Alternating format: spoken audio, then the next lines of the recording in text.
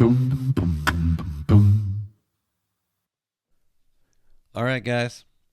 Welcome back to the channel and thanks for dropping by. I was working on this project the other day and I thought, man, this would make a really great YouTube video and I want to share this stuff with you guys. So here we are. If you want to follow along, you can download this a template file and the assets you see here on the screen by heading over to my Gumroad page. It's you can download it for free. Yeah, once you get that downloaded and installed, come on back and follow along with me. All right.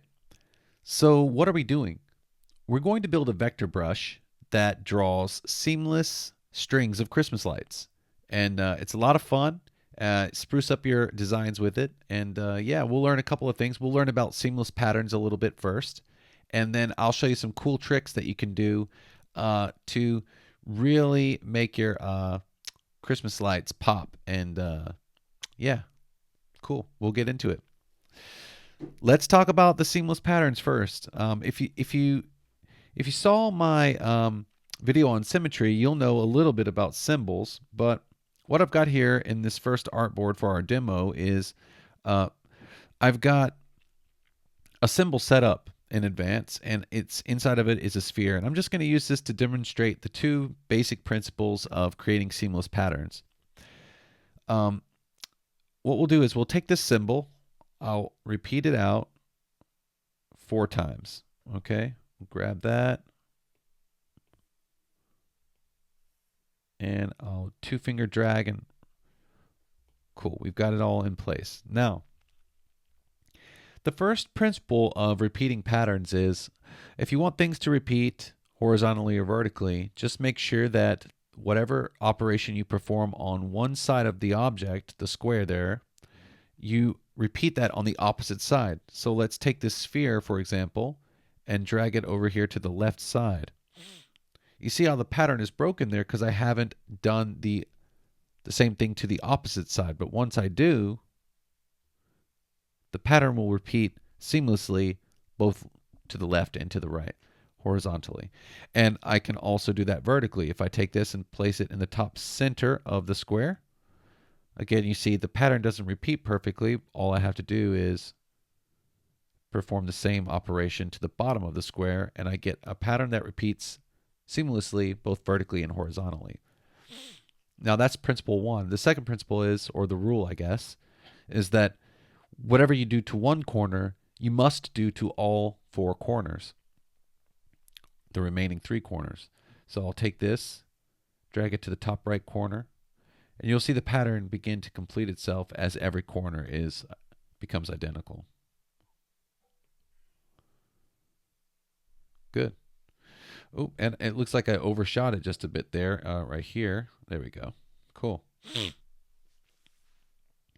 So yeah, there we go. Guys, it's that simple. Those are the 2 main rules of creating seamless patterns within a square. All right. Um, whatever happens in the middle doesn't really matter. I can take this, repeat it, shrink it down, try to get some depth in there by overlapping the circles a little bit. Whatever I want to do. This stuff is not touching any of the 4 sides. So all that doesn't matter, and that will repeat seamlessly in all directions. I warped the crap out of that one bubble, but that's okay. All right, cool. So we can get rid of this now. I just wanted to demonstrate to you the principles of creating seamless patterns. I'm going to delete this artboard. Now let's get into our light situation. Whoa. Get rid of that guy. If we open up our asset file, you'll see I've got some 6 colors with the lights on. Put one of those in. And then I also have versions with the lights off.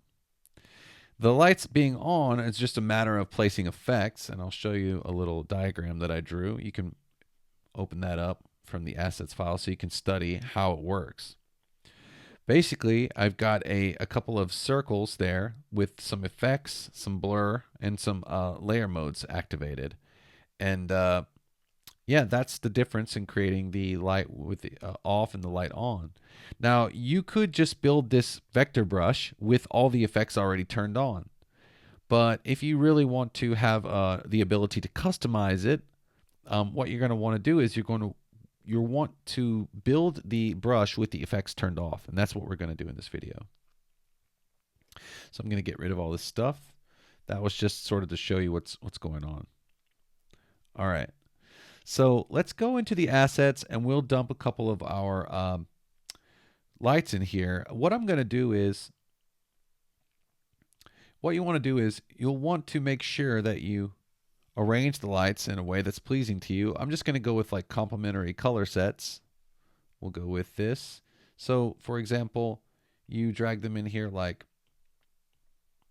green, purple, yellow, blue, orange. Something like that. Okay. All right. Cool. And then we'll put another red on the end. Why? Because we want to make sure that whatever happens here in the pattern also happens here. Okay. You grab the other lights, space them out. Doesn't matter. You don't have to be precise with it because we've got great tools for that. For example, what I can do is with the move tool selected, I'll bulk select all of these and I'll go to the transform panel. I'll go to alignment options and I'll distribute them horizontally. And now they're perfectly spaced. Now, to add a little bit of variation, what I'll do is I'll select every other light. I'll select the red, this red, the purple, and the blue. And I will flip those horizontally like this. And I'll drag them down just a little bit, about like that. Then I'll bulk select all of the lights and then I'll center this sort of group that I've created. And in fact, I will group them. Okay? That's great. Now, if you want to add a little bit more character, don't mess with the red lights, but you can mess with the lights in the middle. I'm going to like just slightly tilt them here and there. Let's just go like that. Let's tilt this guy this way a little bit. And then let's go with the blue or the purple light. Let's go this way. Okay, cool. Now all those lights are in place. And that's one group. Okay? So the first thing we want to do is we want to lay down another vector layer. And it's getting, I had that darkness layer turned on because I wanted to show you the effects, but I'm going to turn it off so it's easier to work. On this vector layer, what we're going to do is we're going to lay down some wires, right? So what I've done is, if I select my vector brush tool, I'll go over here to my brushes menu. I will go to pens. And what I did was I took the basic solid brush with pressure and I just removed the size variance and I removed the pressure controller. So I set the size variance to 0 and I turned the pressure controller to none. I've set mine at about 9 pixels. You can do whatever you like with it. I think 9 pixels works just fine for me. So I'll hit OK. And all right, we're good to go. I'll select that brush. And before I start working, you'll notice down here in the context toolbar that the stroke is not selected. It's set to null. What I'm going to do is I'm going to zoom into one of my Christmas lights here. I'm going to open up the stroke color panel and I'll select the eyedropper tool and then just select some of that deep forest green, like right there. And I'll confirm it by hitting the stroke color. And then we're good to go. So now when I draw out my lines, they will be the same color as the plastic that is, or I guess the vectors, that the casing for the bulb. Let's go over here really quick. Rope stabilization is always good if you're trying to draw smooth lines. I've got it set to 35. I think that's plenty. You can set it longer or shorter if you like. So let's draw some lines out. I'm going to draw 2 connections for each bulb. I think that works. And I'm just going to get like whimsical with it and try to imagine that these are some old sort of, they've been tangled several times, these lights. So they're not perfect. Um, and they're old and they're, I think the Christmas tree bulbs are looking a little different these days. I think they're using like LED technology. These are using you know fuses and what do you call those? Gosh, filaments. Yeah, these are filament bulbs. And yeah, they're a little bit old school, but this is what I remember from the 80s growing up. If I'm telling my age a little bit. Grabbing some of this. And yeah, I mean, you could go if you wanted to create your own Christmas tree bulbs. You could go like full blown like 79 to 82, where they had the gigantic bulbs that the paint would chip off on the inside. It's all about what you want to grab. Notice how my wires don't touch the edge. That's great. And notice how my red bulb is halved completely down on the side there and it's perfectly aligned. I think we're good to go here, folks. So here's the next thing that you want to do. The next thing you're going to want to do is we're going to want to duplicate this group a couple of more times. So what we're going to do is first we're going to label our two groups that we have here. We're going to label the group we just drew. We'll label that wires. And we'll label this group lights off. Or how about bulbs off? There we go. Cool. Now what we want to do is duplicate that really quick. All right. We'll turn the previous one off. And for this one, what we're going to do is, this is where we're going to build our customization capability. Inside each of these bulbs is an effects layer, which is turned off. It's what we're going to do is we're going to turn off all the stuff and we're going to turn on the glow effect there. This one right here. Turn everything else off. Turn this ellipse off, turn the socket off, and turn the bulb off. Okay? So do that for every single bulb.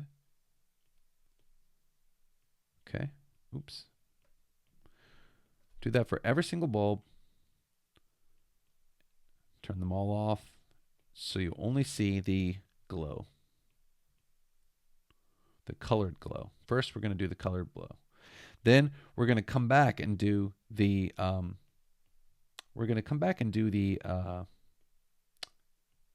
the lights, the bright light effect. You'll see how it works in just a minute.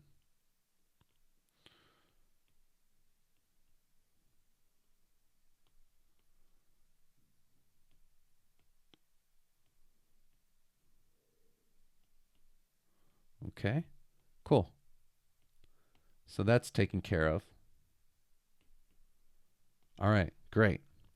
We'll call this one Glow FX.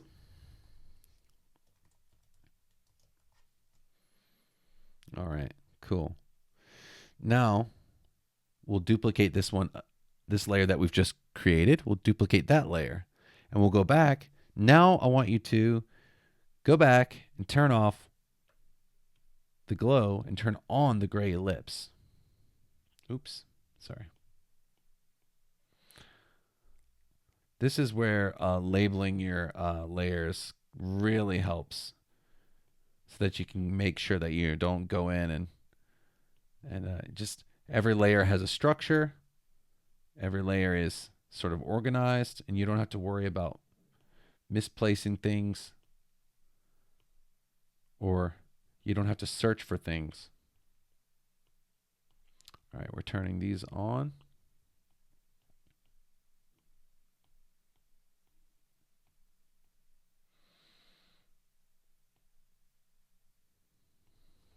Okay, cool.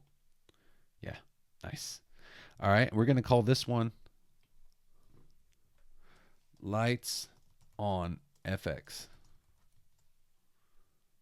Okay, cool. All right, how about let's simplify that. Let's just call this one Bright FX. Okay, Cool. So wires, bulbs off, bright effects. Cool. And that's what you should have in place there.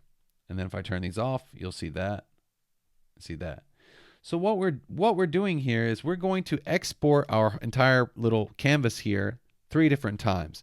We're going to export one that looks like this. We're going to export one that looks like this, and we're going to export one that looks like this. And we're going to have 3 separate brush images. So turn these back on. I'll go into my project here. I'll hit export. And then you don't have to do anything. I'm already working with a transparent background. You want to make sure it's a PNG. We're going to do the whole document. It's fine. We'll hit OK. And then I'll hit here. I'll hit, let's just call this one lights A, bulbs off. Done. Save. Okay. We'll turn the wires and the bulbs off, and we'll turn the glow effects on. We'll do the same thing again. PNG. We've got the whole document selected. We don't have to worry about the background. It's turned off. We have a transparent background. We'll hit OK.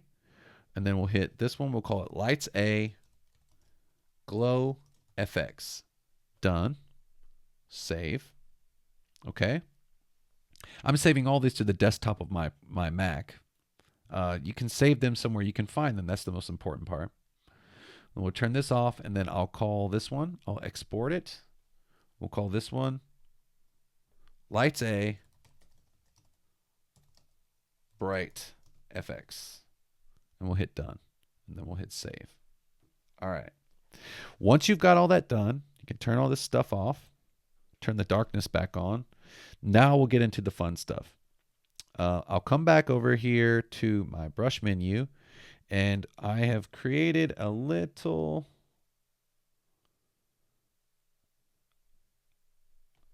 category called Christmas lights. If you want to do this, just hit add category, and then once the category populates, hit rename category there. Okay, I already got this set up just to save just a couple of seconds. All right, and now what we'll do is we will add a new textured image brush. The first one I'll make is the bulbs off. We'll hit the bulbs off, and then our brush will come up. And now it looks a little wonky up there. That's because our body is set to stretch. We're going to set ours to repeat. And there you go. The brush will repeat seamlessly. Okay. I will change the width, I guess. The width to about, 100 is fine. Make it a little bit bigger.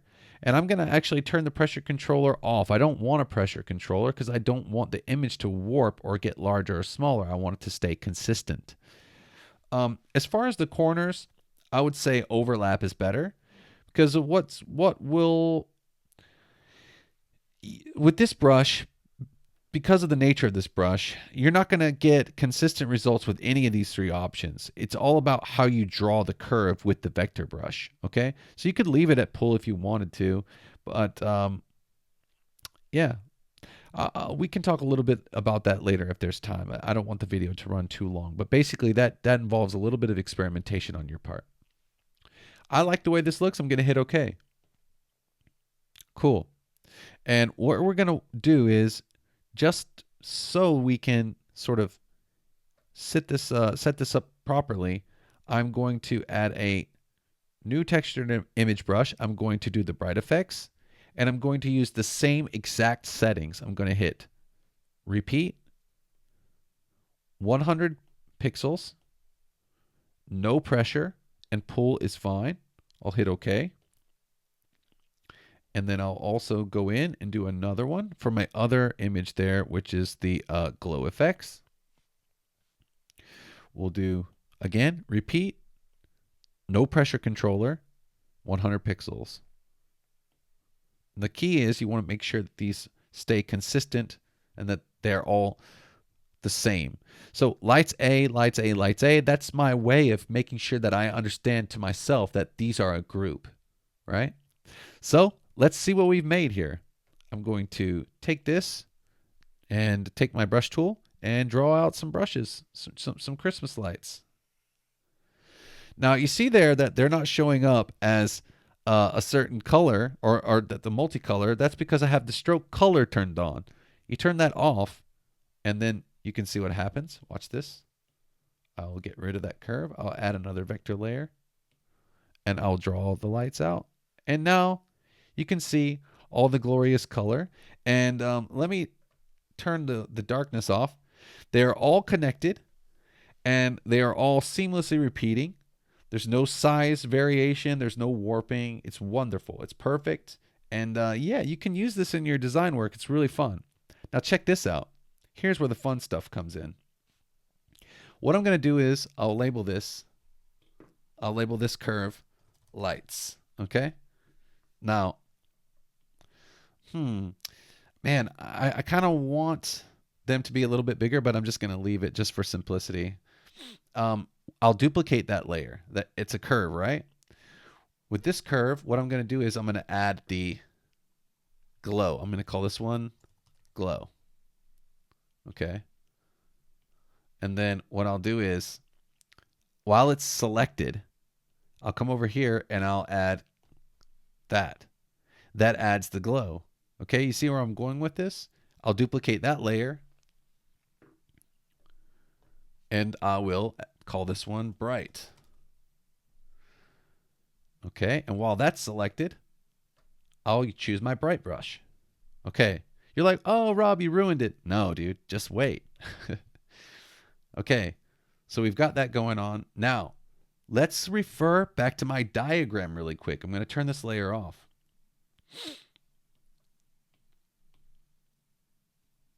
Oops, where is it? Here? We'll throw this here. Okay, check it out. How do I get it to work? Well, for the brightness, I turn that layer into a color dodge layer, and then I add Gaussian blur to my liking. All right, and you can also change the opacity of the layer as well. Then I'll go back, and for the color glow area, I use a Gaussian blur on the object, and I add the effects of colored outer glow. So I select the color and change the outer glow, and I get this really cool, warm, sort of glowing effect.